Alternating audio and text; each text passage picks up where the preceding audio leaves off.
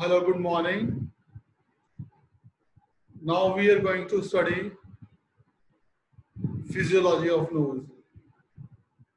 In the ongoing sequence of lectures related to Shalakya Tantra.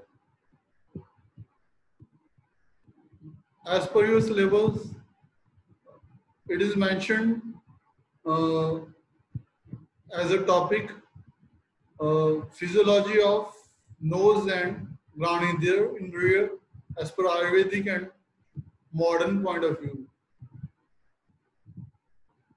तो इस प्रकार से ये टॉपिक आपके सिलेबस में मेंशन है, पर जो नासा की क्रिया है या घ्राणेंद्रिय की क्रिया है, उसके विषय में हमें इतना पता है कि जो घ्राणेंद्रिय के कार्य है वो दो क्रियाएं हैं उसकी, एक तो श्वसन और दूसरा गंध ग्रहण। इसी प्रकार से फिजियोलॉजी ऑफ नोज में भी respiration and olfaction two works हैं। तो इस प्रकार से अगर देखा जाए तो दोनों की जो फिजियोलॉजी है उनमें सिमिलैरिटी है, परंतु आयुर्वेद में इसका कोई रेफरेंस नहीं मिलता है। इसलिए इस हम टॉपिक को फिजियोलॉजी ऑफ नोज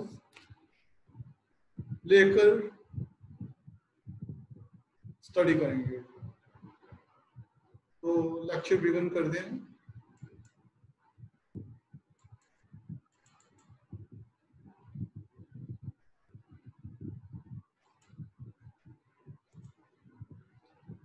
तो जो सिलेबस में मेंशन है वो टॉपिक आपके इससे रिलेटेड है, वो क्रिया शरीर ऑफ नासा एंड घ्राणेंद्रिय एज पर Ayurvedic and modern view.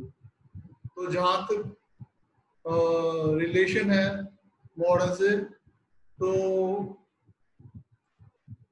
NASA की क्रिया शरीर या घ्राणेंद्रिय की क्रिया शरीर को हम फिजियोलॉजी ऑफ नोज लेते हैं। तो हम इस टॉपिक को फिजियोलॉजी ऑफ नोज के रूप में स्टडी करेंगे।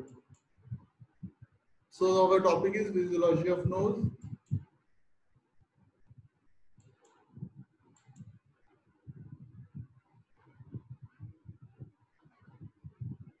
As we know, nose is organ of smell as well as respiration. It leads to warming, cleaning, and humidification of the inspired air. Quality of speed production is provided by it. Nose acts as a functional unit though divided into two chambers. तो हमें पता है कि knows जो है वो गंध ग्रहण और रेस्पिरेशन श्वसन दोनों का कार्य करता है। ये इंस्पायर्ड एयर का वार्म करता है, उसको साफ करता है और उसकी ह्यूमिडिफिकेशन करता है। इसका रोल स्पीच प्रोडक्शन में भी है, बोलने की क्षमता में इसका रोल प्ले होता है। नोज में दो चैम्बर्स होते हैं, परंतु ये सिंगल फंक्शनल यूनिट का कार्य करता है। Then coming to functions of nose, first is aspiration. It is natural pathway for breathing. Both breathing and eating occur simultaneously. और ब्रीदिंग के ये नेचुरल पाथवे है, ब्रीदिंग और ईटिंग एक साथ साइमल्टेनियसली होती है। Second function is inspiration and expiration are carried by the nose through following mechanism. जो मैकेनिज्म जिसमें इंस्पिरेशन और एक्सपिरेशन होता है वो इस प्रकार से है। फर्स्ट जो है, these are carried by the nose through following mechanisms.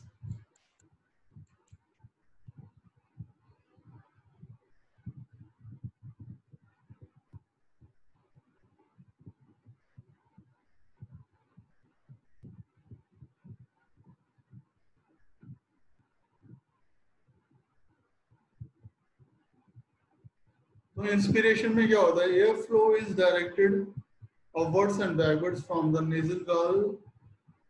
It occurs mainly over the anterior part of the inferior turbinates. Splitting of it takes place into parts below and over the middle turbinate. Rejoining occur at posterior corner.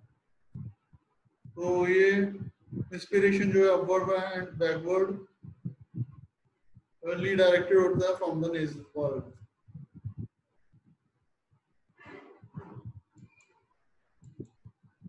Then expiration lasts longer than inspiration. Expiration जो है inspiration से ज्यादा long समय तक रहता है.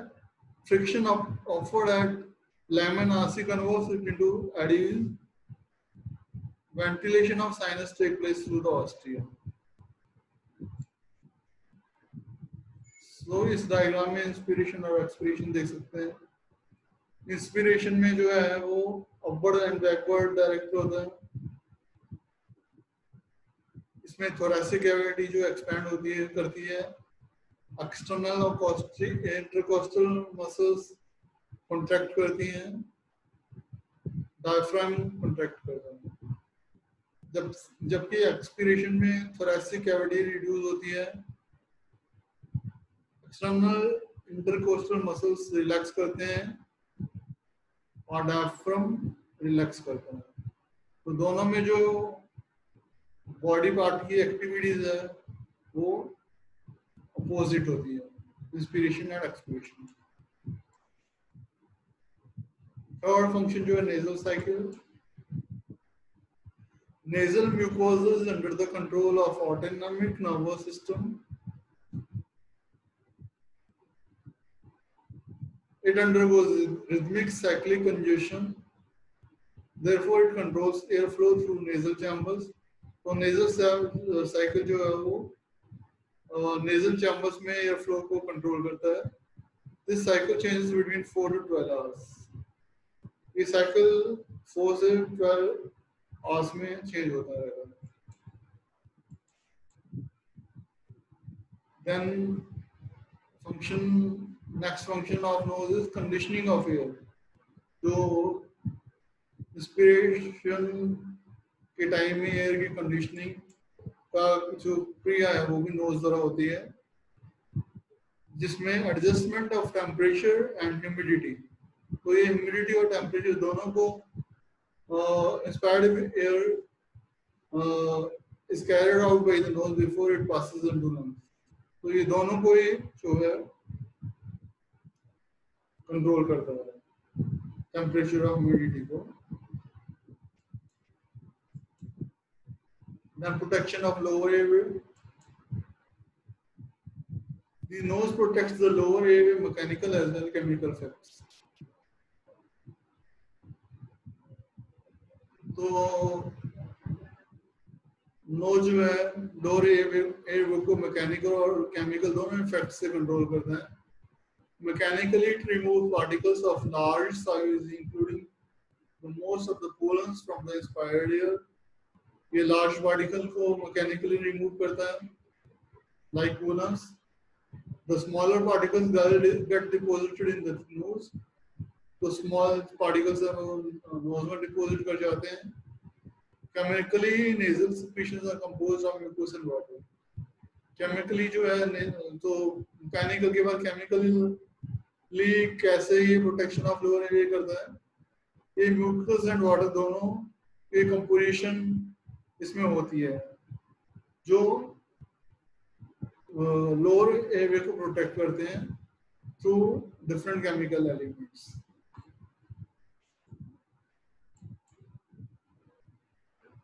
And next is mucociliary clearance. Cilia are found on the surface of cell in the respiratory tract. Their function is to propel mucus backwards in the nose towards the nasopharynx. तो cilia जो है वो respiratory tract के surface sales में पाए जाते हैं. उनका फंक्शन है कि म्यूकस को बैकवर्ड नेसोफेरिंक्स में पुश करना. Then sneezing, ये भी एक प्रोटेक्टिव रिफ्लेक्स है. फॉरेन पार्टिकल जो इरिटेटिंग होते हैं वो नेजल म्यूकोजा के द्वारा के में जो प्रेजेंट होते हैं वो स्नीजिंग के द्वारा एक्सपेल्ड होते हैं. So irritating foreign particles of the nasal mucosa are expelled when sneezing. Then immunological system of the nose. Immune system of the nose consists of several components. ये several components से बना होता है immune system nose का. First, mechanical and physical characteristics of mucus. Mucus की mechanical and physical characteristics के द्वारा.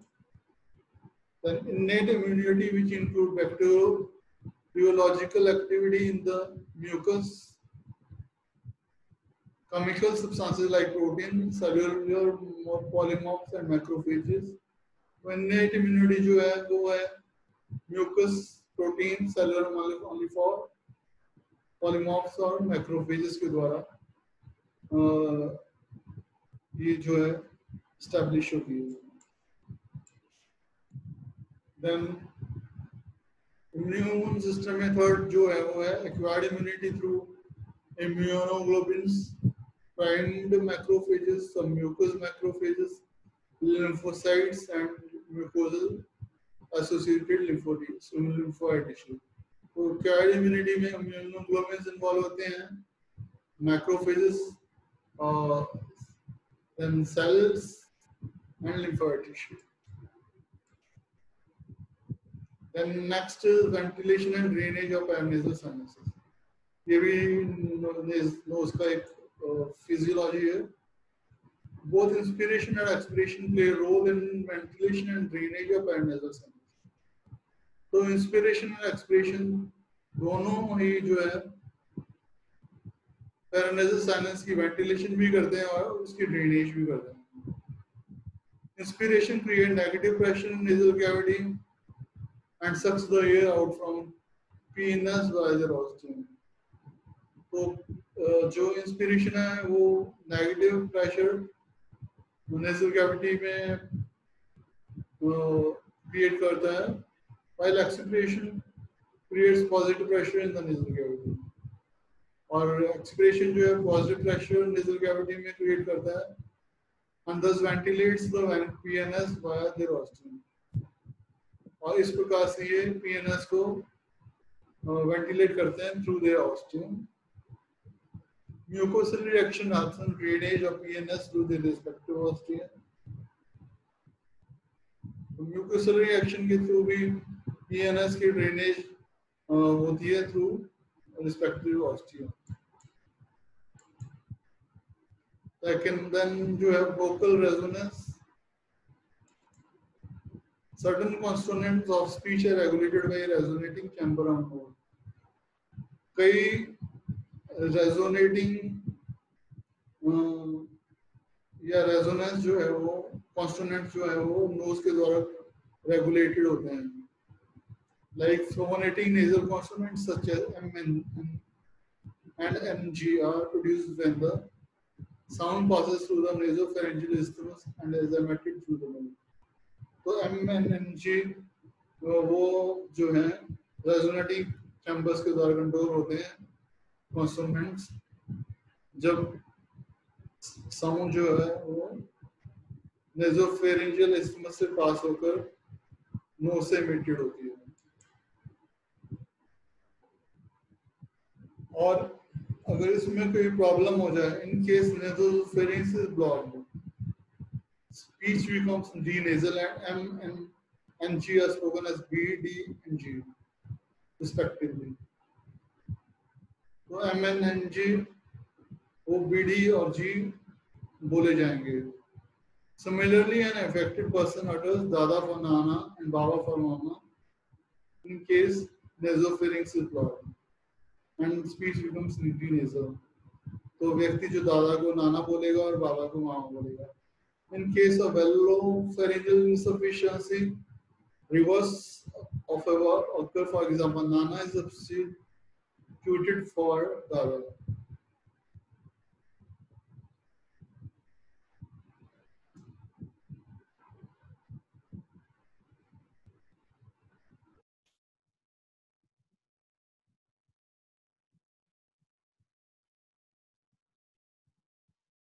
Then coming to olfaction, the mechanism of smell. Olfactory solute in mucus needs high lipid and water solubility. तो mucus जो है उसमें high lipid and water solubility present होनी चाहिए. Audio lipid bilayer of the receptor cells at specific sites. It causes outflow of K plus and Cl minus. Cell depolarization occurs. Then G protein coupled receptors undergoes interaction with a specific adenyl cyclase within neuroepithelium. Some modules are blocked by adrenergic and muscarinic antagonists.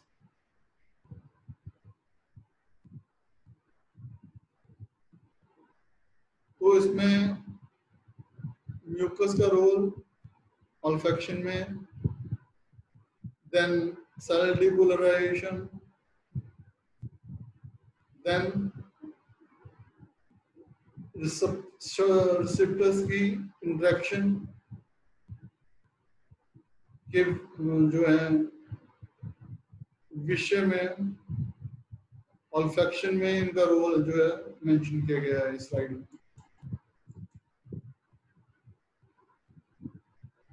Then factors determining the threshold of olfaction. First is chemical nature of stimuli. जो stimuli को इसका nature कैसा है chemically. Then changes in nasal mucus and its pH. Then inhibitory activity generated by higher center.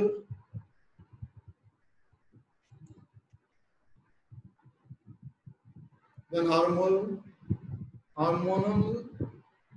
sex hormones increases the threshold. जबकि inhibitory activity जो है higher center से generate होती है. Then age, it decreases the threshold. तो ये factors जो हैं वो olfaction के threshold को determine करते हैं. Olfactory response shows marked adaptation. Thresholds increases with exposure. तो threshold जो है वो exposure के साथ increase होता है. Olfaction has a role in the following: food recognition, initiation of digestion, increased salivation, output of enzymes, communication. तो डेली रूटीन के जैसे फूड क्या कौन सा भोजन बना है, डाइजेशन का इनिशिएशन, सैलिवेशन की इंक्रीज होना, एंजाइम्स के आउटपुट और कम्युनिकेशन, डेली जो रूटीन में आने वाले एक्टिविटीज हैं इनमें ऑल्फैक्शन का रोल है, स्मेल का रोल है. Then coming to olfactory pathways. Smell is perceived in the olfactory region, that is in upper one third of the nasal cavity. तो स्मेल जो है वो upper one third of the nasal cavity के olfactory region में perceive होती है. Millions of olfactory receptor cells are present in this region. Peripheral process of each olfactory cell reaches the mucosal surface and is expanded into a ventricle with several cells on it.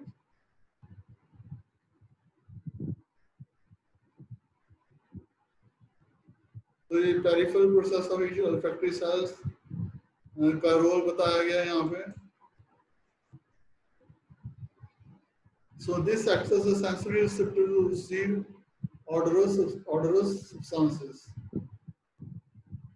तो फिर peripheral process के बाद central processes की बात आती है. The central processes of olfactory cells are grouped into olfactory nerves. So olfactory cells are grouped into olfactory nerves. These pass through peripheral blade of ethmoid and end in the mitral cells of olfactory bulb. Axons of mitral cells form olfactory tract and carry smell to the periphery and the amygdaloid nucleus where it reaches consciousness.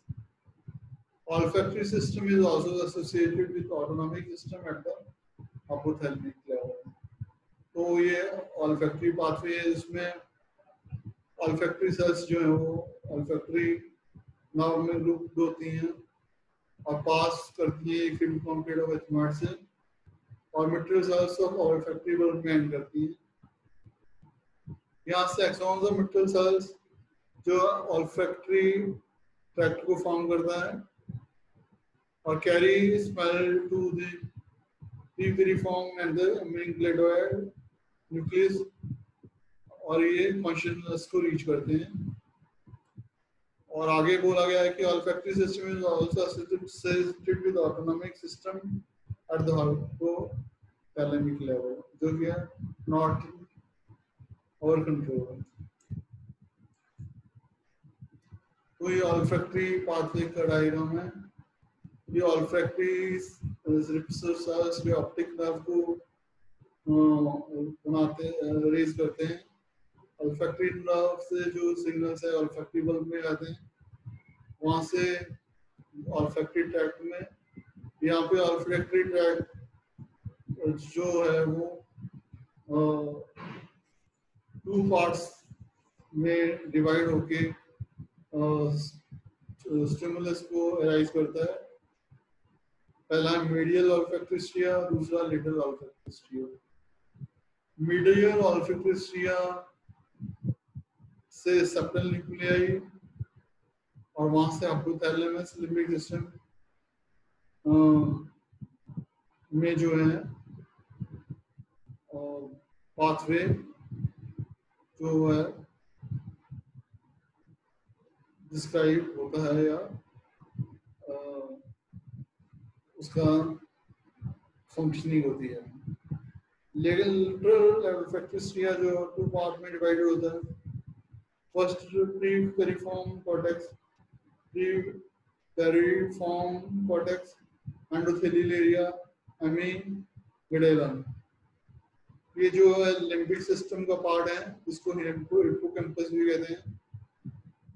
This is less old olfactory system. जो new olfactory system है वो भी little olfactory स्ट्रिया का part है. वहां से signals thalamus में जाते हैं और वहां से थैलेमस से orbito frontal cortex and it is newer system or olfactory pathway. So this is diagram of olfactory pathway. यहाँ पे हम देख सकते हैं olfactory bulb, mitral cells जो हैं ये दिखाए गए हैं. ये cribriform plate of ethmoid, then these are glomeruli, then olfactory epithelium and receptor cells. तो इस डायग्राम में भी olfactory tract, olfactory gland, olfactory epithelium, mucus, then filaments of olfactory nerve, lamina propria connective tissue, axon, basal cell, olfactory receptor cell, supporting cell and right olfactory cilia. इनका arrangement किस प्रकार से होता है वो डायग्रामेटिकली रिप्रेजेंट किया गया है. This is the root of inhaled air containing odor molecules. तो ये किस प्रकार से नोस में जाके जो है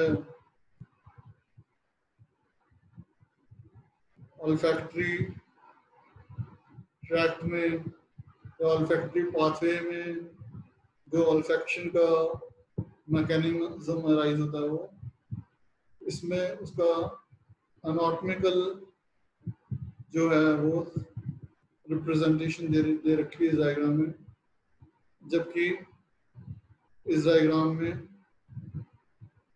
डायग्राम में जो है anatomically as well as physically और इफेक्टिव पाथवे को डिस्क्राइब किया गया है।